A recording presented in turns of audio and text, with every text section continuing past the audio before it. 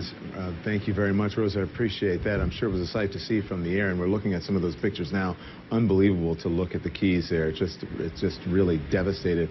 I want to go now to hurricane chaser Mike Tice on the phone. He joins me now from Key Largo. And Mike, we have been speaking with you throughout this horrific storm. Irma was a Category 4 when it pummeled the Florida Keys. So talk to me about your experience. What did you see? Yeah, you're right, Don. We've been warning people all week. We knew that this could possibly be bad, and it happened that way. Where the eye came on shore was just devastating. We were actually lucky in Key West because we were on the left side of the eye wall, so we saw about 120-mile-an-hour winds. But just to our east, oh my gosh, it was horrible. I mean, there's storm surge that came up everywhere. There's signs down. The trees are shredded. I mean, the wind that came through there had to be 140 miles per hour. From Sugarloaf Key all the way up to Key Largo, there's storm surge damage all along the coastline there. It's just really sad to see what happened there. And I'm sorry, a correction. It was east of Key West. Sorry, it's been a long few days. But yeah, it's just devastating, Don. I mean, to see what happened to my hometown, it just makes me extremely sad. Can you talk to me about this video, Mike, that we're showing now? You shot just before the eye wall came on shore. How does this compare to other storms you've chased?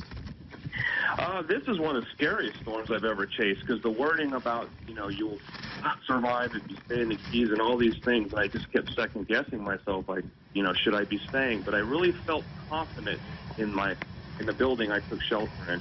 And I felt like it was important to share with people what was going on. And I mean, let me tell you, Don, I have been bombarded on Twitter with people asking me, please go check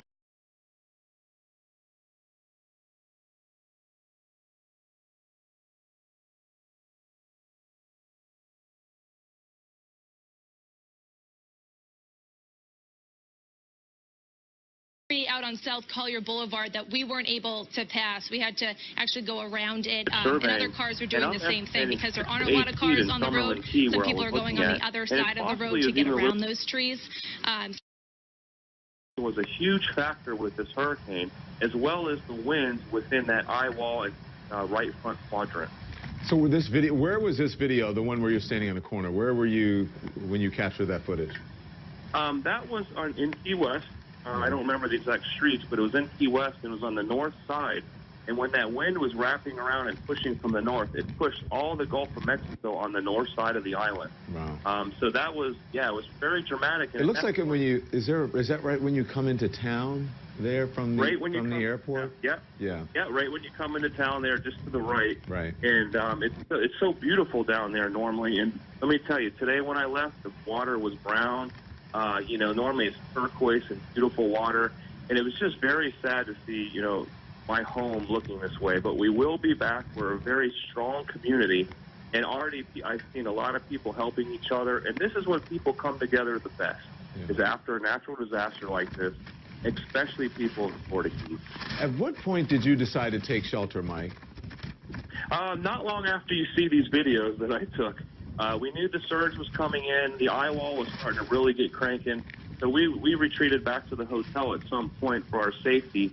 But we were actually very sheltered where we were at. When we went into our hotel, you could hardly tell there was a hurricane going outside. It was such a strong hotel. It was like a bunker. But once you left outside and you went to the exposed elements, it was a whole new world.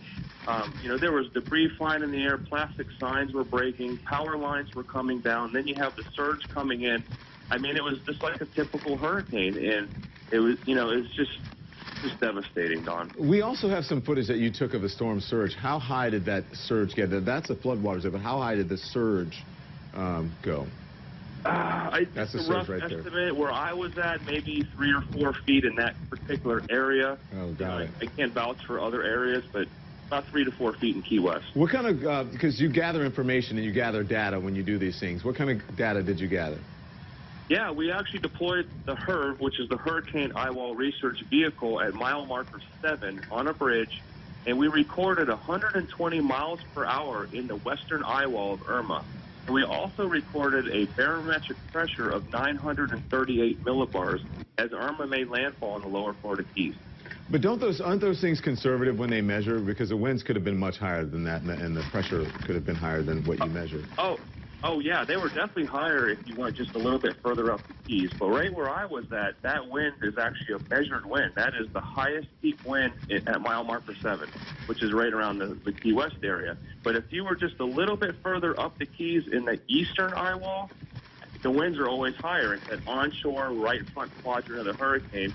And just throwing a number, it had to be maybe around 140, 145, somewhere in there. But the biggest concern or the biggest danger on the right side of the eye is all that storm surge that gets piled up and just pushes over the island, buildings down. I mean, water is way more powerful.